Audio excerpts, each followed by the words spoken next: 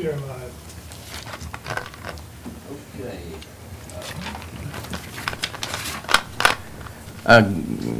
Good afternoon, everyone.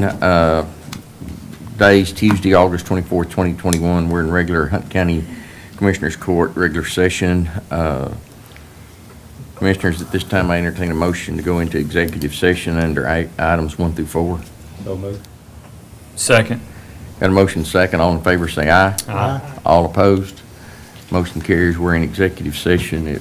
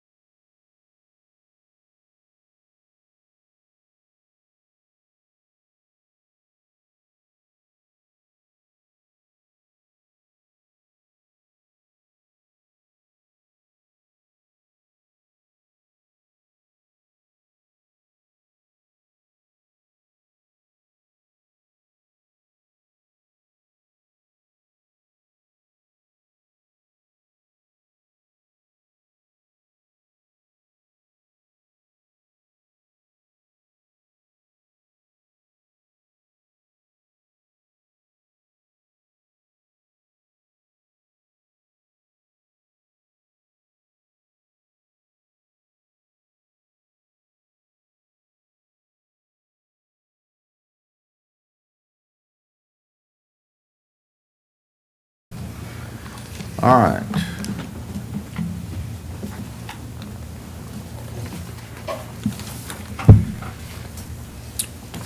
We're back up. We're back up. Okay, we're back in regular session. It's now 1:12 PM on August 24th, 2021. We're back in regular session in the Hunt County Commissioners Court, regular meeting.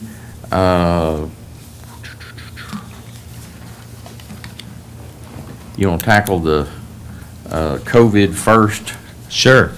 In executive session, we discussed the county's response to COVID. There was some interest in potentially putting in final form a policy to be adopted by the Commissioners Court for the sick time pay policy related to COVID sickness and exposure.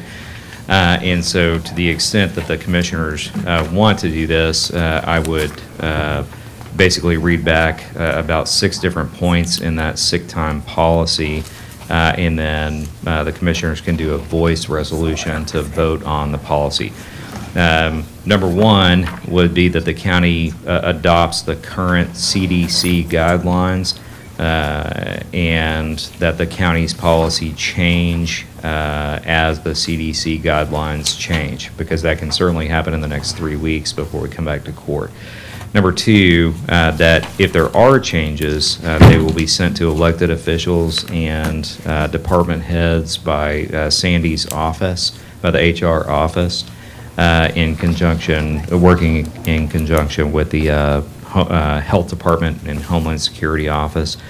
Number 3, that if test results come back and the person who is out because they thought they were sick with COVID gets a negative test, that they are paid based on sick time rather than the emergency pay that we've been doing for COVID. Number 4, that if somebody does receive a positive COVID test and the CDC says to be out for a certain number of days, that there's recognition paid to the fact that one of the longer term symptoms of COVID is fatigue, and so that the Commissioners Court would adopt a policy basically providing an additional 2 days calculated by the hour to 16 hours for anybody who needs that, so that they would be paid with the COVID pay rather than sick pay. Number 5, that to the extent that testing is required or allowed under the CDC policies, that everyone who's taking time off due to COVID exposure or COVID sickness be required to get tested, obviously subject to the CDC guidelines, which provide some exemptions for people who've been vaccinated, and that those test results be provided to either the department head or the elected official who the person works for who received the test within 24 hours. And that the department heads be told by HR in an email to go out today or tomorrow that they are then required to provide that information to the treasurer. And then the treasurer's office will determine how the pay works, whether it counts against sick time or whether it's in the special provision for COVID pay. And finally, number 6, that unless the CDC guidelines, either that currently exist or that will be adopted in the future, provide an exemption or an exception, that everyone who's taking time off for COVID exposure or COVID sickness be required to have the test, and that if they refuse to do so, that they get paid based on sick time rather than DLWP, which is the COVID sick time that we've been talking about. Entertain a motion for approval. So moved. Second. Got a motion second. All in favor say aye. Aye. All opposed? Motion carries. You have anything else besides the budget? No. Okay. Action item number 2, fiscal year 2021-2022 budget.